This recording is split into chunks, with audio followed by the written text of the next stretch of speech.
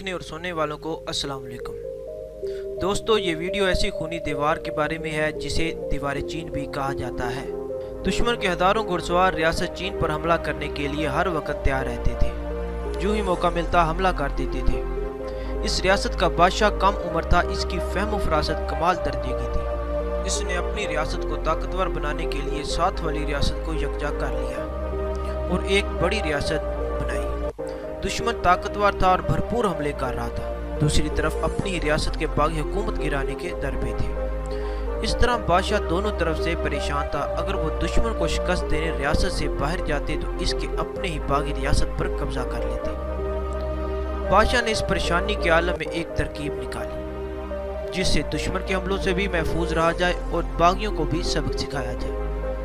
بادشاہ نے اپنے وزیروں سے مشورہ کیا کہ دشمن کے حملوں کو روکنے کے لیے ریاست کے چاروں طرف اتنی چوڑی دیوار تعمیر کر دی جائے جس کو دشمن کے گھوڑے پھلانگ نہ سکیں۔ دشمن سے بچنے کے لیے بادشاہ نے یہ حکم جاری کر دیا کہ ریاست کے چاروں طرف دیوار کی تعمیر میں قوم کا ہر فرد کام کرے، جو کام نہیں کرے گا اسے سخت سزا دی جائے گی۔ دوستو، یہ اس دور کی بات ہے جب انسان کے پاس کوئی مشین نہ تھی جس سے وہ مدد لے سکے۔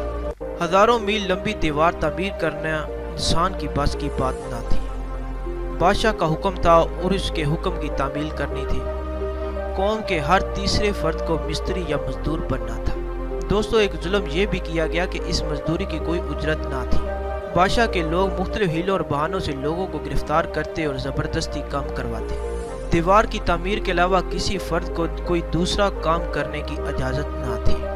دوستو، تاریخ گواہ ہے، بادشاہ کے کارندے گھر گھر چکر لگاتے اور کسی کے گھر میں کوئی شخص کتاب پڑھتا بھی مل جاتا تو اس کو بھی 4 سال گھر میں کوئی شخص کتاب پڑھتا بھی مل جاتا تو اس کو بھی 4 سال کی بامشقت سزا سنا دی جاتی۔ سرحد پر دن رات کوڑے مار مار کر قوم کے ایک ایک فرد سے کام کروایا جاتا۔ جو لوگ کام کرتے تھک جاتے، ان کو ذبح کر کے دیوار کے اوپر اینٹوں کی طرح چن دیا جاتا۔ اس طرح اس خونی دیوار کی تعمیر میں 10 لاکھ لوگوں کی جانیں گئی۔ یہ دیوار اب بھی دنیا میں ایک عجوبے کے طور پر موجود ہے۔ دوستو، اگر آج بھی اس دیوار کو گرایا جائے تو ممکن ہے کہ ان لاکھوں بد نصیبوں کی کھوپڑیاں اور ہڈیاں برآمد ہو جائیں گی۔ اس خونی دیوار کی چوڑائی 25 فٹ ہے اور اونچائی 30 فٹ۔ یہ ایک بہت بڑے اژدہا کی طرح بال کھاتی ہوئی پہاڑی سڑک کی طرح نظر آتی ہے۔ اس دیوار کی اصل لمبائی 3000 میل سے بھی زیادہ ہے۔ بعض جگہ پر تو یہ دیوار اتنی چوڑی ہے کہ اس پر 6 گھڑ سوار بیک وقت پہلو پہ پہلو بڑی آسانی سے چل سکتے ہیں۔ ہر 300 فٹ کے بعد پہرے دینے والے سپاہیوں کے لیے ایک مینار بنایا گیا ہے۔ یوں اس دیوار میں 25,000 مینار ہیں۔